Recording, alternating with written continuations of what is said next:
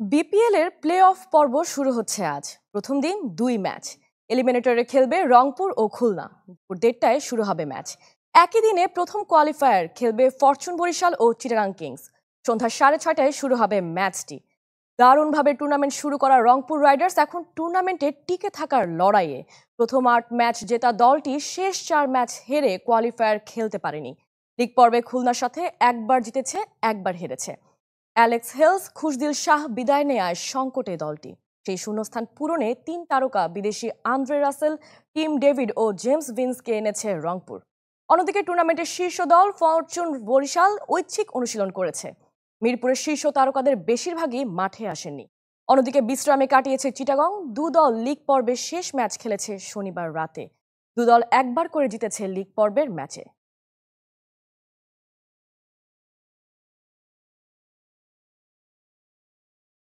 মাঠের বাইরে সমালোচিত বিপিএল মাঠের ক্রিকেটে আলোচিত। ব্যক্তিগত সেঞ্চুরি, দলীয় ডাবল সেঞ্চুরি, সবচেয়ে বেশি 6, সবচেয়ে বেশি উইকেট, সেরা ইকোনমি বোলিংয়ের রেকর্ড হয়েছে 11তম আসরে।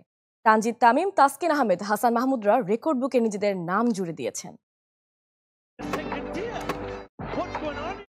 মাঠের বাইরে সবচেয়ে সমালোচিত বিপিএল।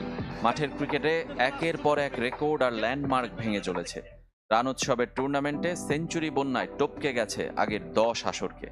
8 শতক এসেছে 42 ম্যাচে, আগের সর্বোচ্চ ছিল 6টি। ব্যক্তিগত পারফরমেন্সে তানজিদ তামিম 1 নম্বরে, তবে তাকে টপকে যাবার সুযোগ থাকছে নাঈম শেখের। অন্তত একটি ম্যাচ বেশি খেলবেন তিনি। সেরা 5-এ আরও চমক, 4 জনই বাংলাদেশি, যা হয়নি আগের কোনো আসরে। এবারের বিপিএলে রান বেড়েছে, তার প্রমাণ 2 শতাধিকের ইনিংস। 13টি ডাবল সেঞ্চুরি হয়েছে, যা কিনা আগের সেরার চেয়ে প্রায় দ্বিগুণ। 2020 সালে হয়েছিল 8 দলীয় দ্বিশতক। বেড়েছে 6ও, 671টি বল আছড়ে পড়েছে বাউন্ডারির বাইরে। রেকর্ডে নাম লিখিয়েছেন তানজিদ তামিম। এক আসরে দেশি ক্রিকেটারদের মধ্যে সবচেয়ে বেশি 36 তার। টপকে গেছেন গত বছর তাওহিদ হৃদয়ের 24-6কে। নাঈম শেখ এবার মেরেছেন 26, ইয়াসির আলীর 6 24টি। শুধু ব্যাটাররা নয়, বোলাররাও গড়েছেন ইতিহাস। তাসকিন আহমেদ পেছনে ফেলেছেন সাকিব আল হাসানকে। এক আসরে সবচেয়ে বেশি উইকেটের রেকর্ড এখন ঢাকা এক্সপ্রেসের। রাজশাহীর হয়ে 25 শিকারে টুর্নামেন্ট শেষ করেছেন। আগের সেরা 23টি ছিল 2019 সালে ঢাকার হয়ে খেলা সাকিবের। উইকেট সংগ্রাহকের তালিকায় সেরা 5-এ আরেক দেশি খালেদ আহমেদ, বাকি সবাই বিদেশি। আরেক পেসার হাসান মাহমুদ সেরা ইকোনমির রেকর্ডে ভাগ বসিয়েছেন। 4 ওভারের স্পেল শেষ করা বোলারদের তালিকায় শাহিদ আফ্রিদি ও নাহিদুল ইসলামের পাশে তার নাম, যদিও নাহিদ 1 উইকেট বেশি নিয়েছিলেন। আরও 4 ম্যাচ বাকি বিপিএল-এর, আরও অনেক রেকর্ড ভাঙা গড়ার অপেক্ষা। রেজওয়ানুজ্জামান, চ্যানেল 24। অবশেষে অচলাবস্থা কাটিয়ে দেশে ফিরেছেন দুর্বার রাজশাহীর জিম্বাবুইয়ান ক্রিকেটার রায়ান বার্ড। আজ দুপুরে ফিরবেন মোহাম্মদ হারিস, তবে পাননি পারিশ্রমিকের অর্থ। দেশিরাও পারিশ্রমিক না পাওয়ায় আরও একটা দিন হোটেলেই কাটিয়ে দিয়েছে। এদিকে বাস ভাড়া না পাওয়ায় ড্রাইভার আটকে রেখেছে আফগান ক্রিকেটার আফতাব আলমের কিট ব্যাগ। আরও একদিন সকাল থেকে রাজশাহীর বিদেশি ক্রিকেটারদের উদ্বেগ, উৎকণ্ঠা। পারিশ্রমিক না পেলেও দেশে ফেরার আকুলতা। বিকেলে টিম ম্যানেজমেন্ট থেকে জানানো হয় রাত 3টায় ইথিওপিয়ান এয়ারলাইন্সে জিম্বাবুয়ের ফ্লাইটে উঠবেন রায়ান বাল। আর পাকিস্তানের মোহাম্মদ হারিস সোমবার দুপুর 1:40 থাই এয়ারওয়েজে। রাজশাহী ম্যানেজমেন্টের উপর তাদের এতটাই আস্থার সংকট যে টিকিট পেয়েও বিশ্বাস করতে পারছিলেন না। পরে বিভিন্ন মাধ্যম থেকে নিশ্চিত হয়ে হাঁপ ছেড়ে বাঁচেন এই 2 ক্রিকেটার। কিন্তু বাকি 3 ক্রিকেটার মার্ক দেয়াল, মিগুয়েল কামিস ও আফতাব আলম আর কোচ ইজাজ আহমেদের টিকিট নিশ্চিত হয়নি এখনো। তারা আছেন চরম অনিশ্চয়তার মধ্যে। He said we will send you payment to Afghanistan in your country. You know, I just coming for play good cricket here. এর মধ্যে আরেক বিপদে পড়েন আফগান ক্রিকেটার আফতাব আলম। 7 লাখ টাকা বকেয়া পরিশোধ না করায় তার কিটব্যাগ আটকে রাখেন বাস ড্রাইভার। দেশে যেতে পারলে ক্রিকেটারদের আপাতত স্বস্তি। দেশিরাও এখন হোটেল ছাড়েননি, তবে পারিশ্রমিক পাবেন তার কোনো নিশ্চয়তা নেই। ইকরাম হুসাইন, চ্যানেল 24, ঢাকা। ক্রিকেট বোর্ডের নির্বাচকের পদ থেকে সরে দাঁড়ালেন হান্নান সরকার। কোচিং পেশায় যুক্ত হতেই এমন সিদ্ধান্ত বলে জানিয়েছেন তিনি। বিসিবি চাইলে এইচপির দায়িত্ব নিতে চান। সাকিব আল হাসানকে দেশে থেকে বিদায় দিতে না পারায় আক্ষেপের কথাও বলেছেন হান্নান সরকার। নান্নু বাসার অধ্যায় শেষে বয়সভিত্তিক দল থেকে জাতীয় দলের নির্বাচক প্যানেলে যুক্ত হয়েছিলেন হান্নান সরকার। 2026-এর ফেব্রুয়ারি পর্যন্ত চুক্তি থাকলেও 1 বছর আগেই পদত্যাগ করলেন সাবেক ক্রিকেটার। চ্যাম্পিয়ন্স ট্রফির ঠিক আগ মুহূর্তে কেন এমন সিদ্ধান্ত? তাহলে কি স্বাধীনভাবে কাজ করতে পারছেন না তিনি? ইলেকশনের ব্যাপারে যেই বাধার কথাগুলো বলা হতো, আমরা আসার পর অন্তত আমাদের লজিক দিয়ে আমরা এই 2 বোর্ড প্রেসিডেন্টের আন্ডারে আমি সিলেক্টর হিসেবে কাজ করলাম, ন্যাশনাল সিলেক্টর হিসেবে। আমি আসলে ওই বাধার সম্মুখীন হতে হয়নি। 2 বোর্ড প্রেসিডেন্টকে আমাদের লজিকগুলো দিয়ে আমরা সেটা এস্টাবলিশ করতে পেরেছি। দেশি কোচদের গুরুত্ব দিচ্ছে cricket board. Mohammad Salauddin senior সহকারী কোচ হিসেবে জাতীয় দলে যুক্ত আছেন। বাংলাদেশ টাইগার্সে কাজ করছেন সোহেল ইসলাম ও মিজানুর রহমান বাবুল। বিসিবি রাজি হলে এইচপির দায়িত্ব নিতে চান হান্নান। ন্যাশনাল টিমের প্লেয়ারদের সঙ্গে কাজের প্যাটার্নটা টাইগারের ঠিক ফলো হওয়া উচিত। টাইগারের প্যাটার্নটার সঙ্গে মিল করে এইচপির প্যাটার্নটা থাকা উচিত। আমি সোহেল ভাইয়ের সঙ্গে অলরেডি কিছু প্ল্যান করেছি। যদি আমি এইচপিতে যাই, কোন পলিসিতে আগাবো, কারণ আলটিমেটলি এইচপিতে যে সেইগুলো কাজ করে তারা হয়তো হয় ন্যাশনাল টিমে অথবা টাইগারে যাবে। তো আমি যেই কাজটা করবো সেই কাজটার জন্য সোহেল ভাই টাইগারের সঙ্গে ম্যাচ আপ থাকে। 1 বছরের ছোট্ট মেয়াদে অনেক কিছুই দেখেছেন। ক্রিকেট বোর্ডে বদল, হাথুরু সিংহের বিদায়, সাকিব, তামিম, মাহমুদুল্লাহ 3 সিনিয়রের অবসর। নিজের কাজ নিয়ে সন্তুষ্টি থাকলেও আক্ষেপও আছে।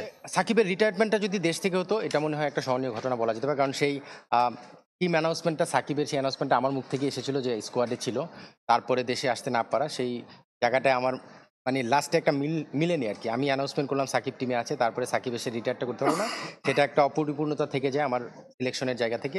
1 মাসের নোটিশ পিরিয়ড চলছে হান্নান সরকারের। 1 মার্চ থেকে আর নির্বাচক হিসেবে থাকছেন না। তখনই শুরু হবে কোচ হিসেবে নতুন অধ্যায়। সবার আগে দায়িত্ব পালন করবেন ঢাকা প্রিমিয়ার লিগের কোনো এক ক্লাবে। আশরিক রুদ্র, চ্যানেল 24, ঢাকা। নতুন করে অ্যাডহক কমিটি হওয়ার পর থেকে প্রাণ ফিরতে শুরু করেছে ফেডারেশনগুলোতে। দায়িত্ব হস্তান্তর হয়েছে ভলিবল আর কারাতে ফেডারেশনে। আজ সভা বসবে টেবিল টেনিসের। কাতারের নতুন কমিটির কর্তারা অফিস শুরু করেছেন, শিগগিরই বসবেন সভায়। দায়িত্ব গ্রহণের আনুষ্ঠানিকতা। রোববার নতুন সভাপতিকে ফুল দিয়ে বরণ করে নিয়েছে ভলিবল ফেডারেশনের অ্যাডহক কমিটি। এর আগে ছিল আরও সৌহার্দ্যের পরিবেশ। সদ্য সাবেক কমিটির শীর্ষ কর্তারা দায়িত্ব হস্তান্তর করেছেন। আর্থিক বিষয়টি স্পর্শকাতর হওয়ায় নিরীক্ষা করাবে নতুন কমিটি। রোববার হয়েছে নির্বাহী সভাও। অনেক প্রত্যাশীর এই কমিটি শিগগির খেলা শুরুর প্রস্তুতি নিচ্ছে। শুরুতে তারুণ্যের উৎসব, এরপর নারী দল নিয়ে করছে পরিকল্পনা। দেশ বিদেশে বড় টুর্নামেন্টও আছে ভাবনায়। আমরা কমিটেড যে এই র্যাঙ্কিংকে আরও ভালো জায়গায় নিয়ে যেতে এবং আমাদের এখানে আরও প্লেয়ার কিভাবে ডিস্ট্রিক্ট লেভেল থেকে বের করে আনতে এবং আরও বেশি টুর্নামেন্ট করতে। বিগত দিনে কিছু খেলাধুলা বন্ধ ছিল, সেগুলাকে যাতে আবার পুনরায় শুরু করা যায়, বুঝে নেওয়ার পর আমরা অডিট করাবো। অডিটের পরে আমি বলতে পারবো যে কোথায় কোন ল্যাকিং হচ্ছে বা কোন জায়গায় গলদ আছে, সেটা আপনারা জানতে পারবেন অচিরেই। ভলিবলের সাথে সম্পৃক্ত বেশিরভাগই মানুষ এখানে আছেন আমাদের কমিটিতে। মনে হয় যে এটা ভলিবলকে সামনের দিকে এগিয়ে নিয়ে যাওয়ার জন্য যেটা দরকার সেটা আমরা ইনশাল্লাহ আমরা আশাবাদী যে আমরা এটা পারবো।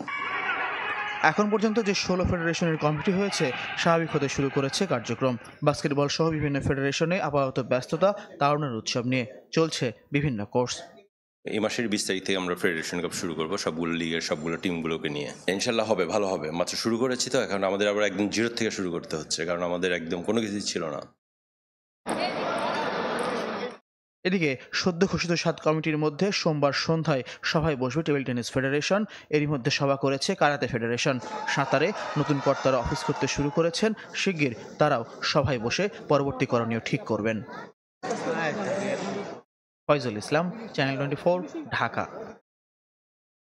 হেড কোচ পিটার বাটলারের সাথে দূরত্ব ইস্যুতে বিদ্রোহী নারী ফুটবলারদের বক্তব্য শুনল সংকট সমাধানে গঠিত বিশেষ কমিটি। গতকাল সন্ধ্যায় কমিটির চেয়ারম্যান ইমরুল হাসান সহ অন্যান্য সদস্যরা কোচ নিয়ে ফুটবলারদের সুবিধা অসুবিধার কথা শুনেছেন।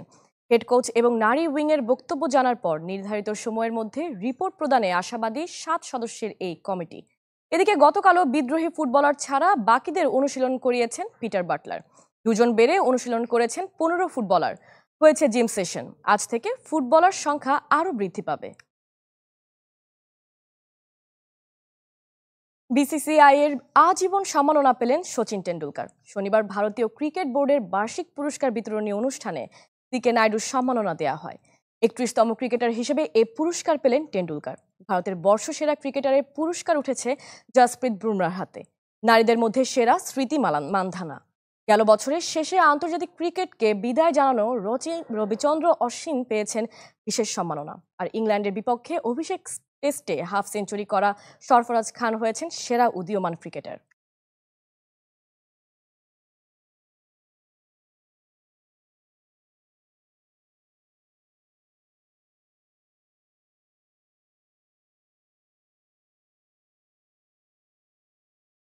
এই ছিল কুল স্পোর্টস 24 এর এখনকার আয়োজনে। খেলার সব আপডেট ও রিপোর্টগুলো দেখতে ভিজিট করুন আমাদের ওয়েবসাইট ও ফেসবুক পেজ facebook.com/sports24team। ধন্যবাদ সঙ্গে থাকার জন্য।